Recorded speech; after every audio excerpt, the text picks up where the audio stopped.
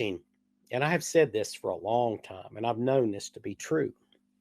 Um, when people get elected into office, they have a little bit of a euphoria moment. They get all excited. They go to Washington, D.C., or they go to the state house and they're having a good old time, have a few drinks, and some of them end up, doing things that they shouldn't do.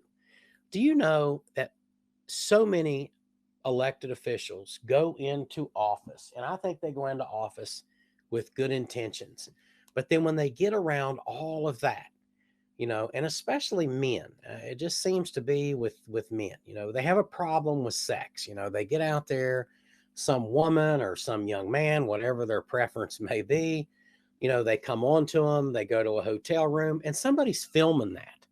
Okay, they are set up and blackmailed all the time. There was a whole story, a whole report on that just came out. And here's the thing.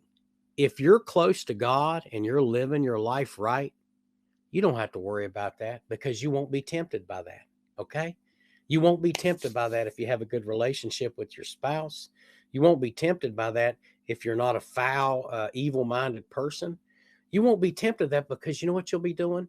You'll be going to work. You'll be going to your place where you're staying that night, and you're not going to be out there carrying on like that. And you're not going to be tricked into all of these things. So that's why I say people need to pray. They need to get their minds clear.